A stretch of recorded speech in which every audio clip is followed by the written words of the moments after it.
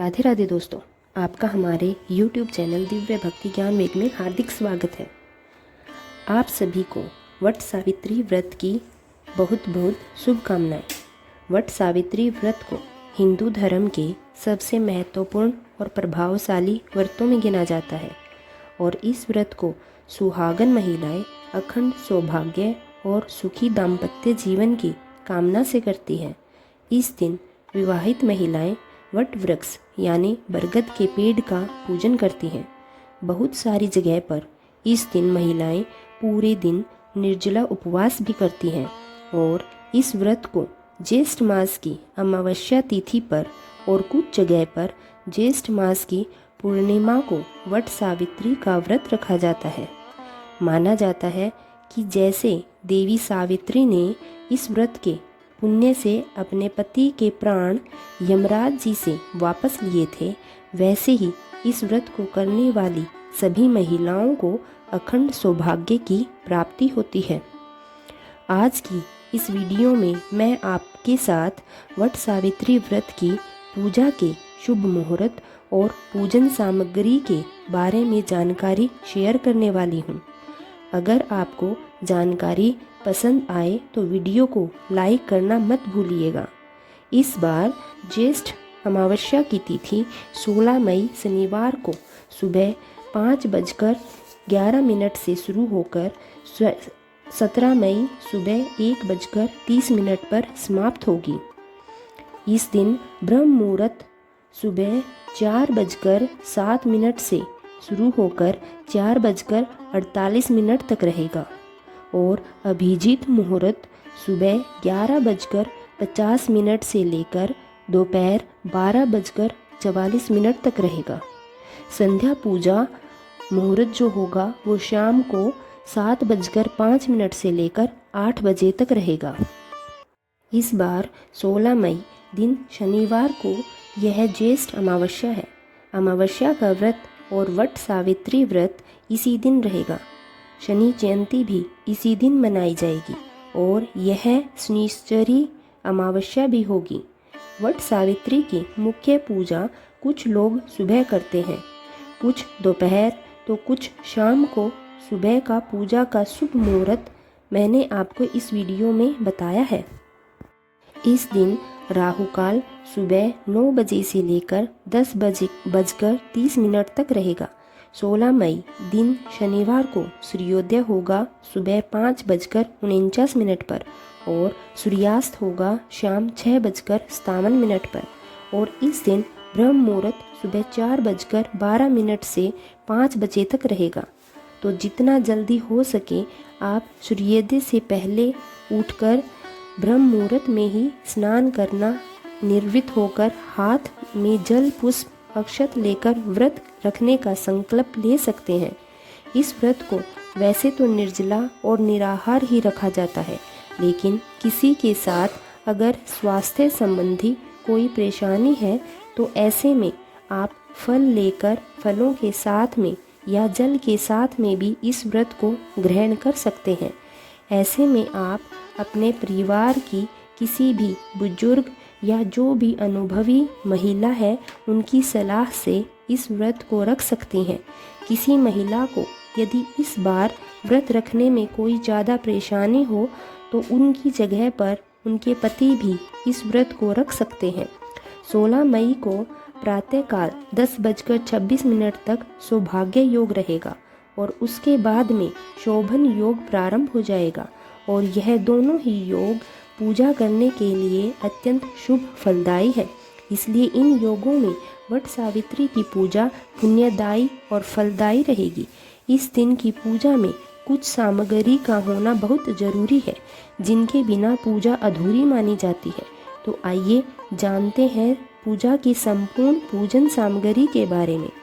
तो क्योंकि वट वृक्ष की पूजा इस दिन की जाती है तो इसलिए इसे वट सावित्री व्रत कहते हैं। वट यानी बरगद का वृक्ष और विष्णु और ब्रह्मा महेश का वास माना जाता है, इसलिए इस दिन बरगद के वृक्ष की पूजा बहुत महत्वपूर्ण होती है। बहुत से लोग इस दिन वैसे तो टहनी तोड़कर उसे किसी गमले में स्थापित करके भी पूजा कर लेते हैं, लेकिन ऐसी पूजा बहुत ज़्यादा फलदायी नहीं मानी जाती, क्योंकि कोशिश करें कि आप किसी प्राचीन बरगद के पेड़ की ही पूजा इस दिन करें। अगर बिल्कुल भी संभव ना हो तो पूजा करना, तो फिर ऐसे में आप तुलसी जी के पौधे की पूजा भी इस दिन कर सकती हैं।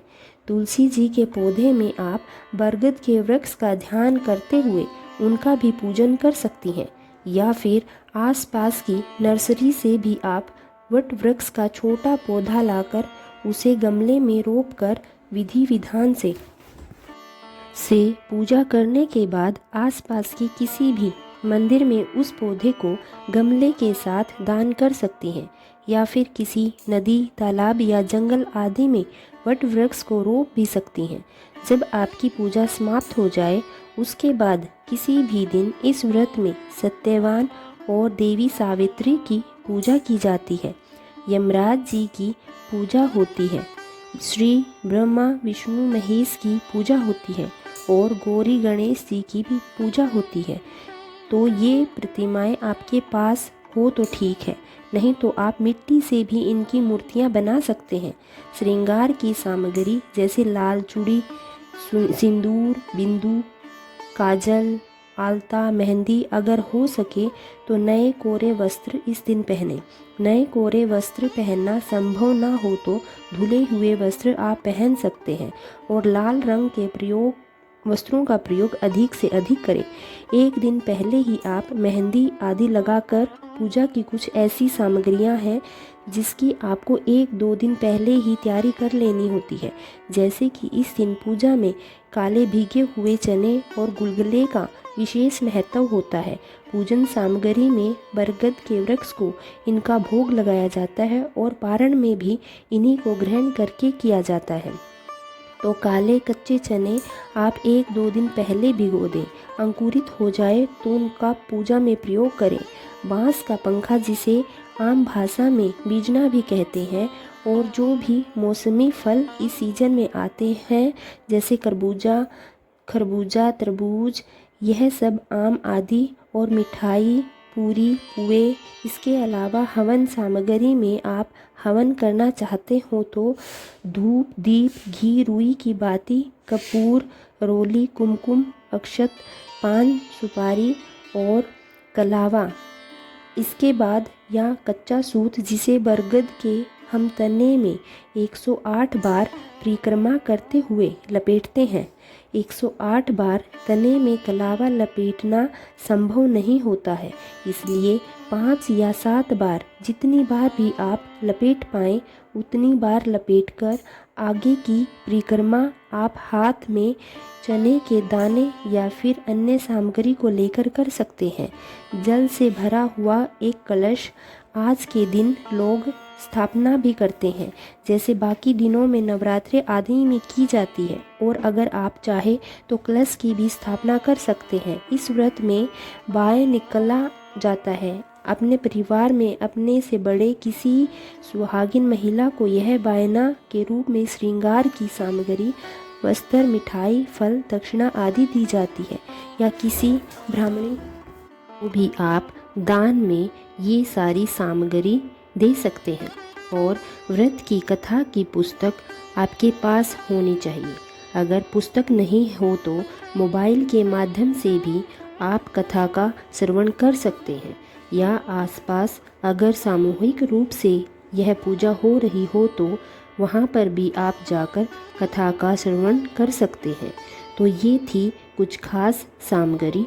इसके अलावा सभी लोग अपनी अपनी सामर्थ्य के अनुसार, अपनी मान्यताओं के अनुसार सामग्रियों को बढ़ा या कम कर सकते हैं। किसी सामग्री का अभाव हो तो उसका मन में ध्यान करके आप अपने जो भी पूजन सामग्री के स्थल पर वट वृक्ष हैं या फिर सत्यवान सावित्री जी की प्रतिमा है, उन्हें आप अर्पित कर सकते हैं। क्योंकि मन से लगाया गया कोई भी भोग हो या मन से की गई कोई भी विधि हो, वह भी पूर्ण हो जाती है। तो यह थी आज की वीडियो। उम्मीद है जानकारी आपको पसंद आई होगी। इस दिन हमारे चैनल पर आप व्रत कथा अवश्य सुने। धन्यवाद।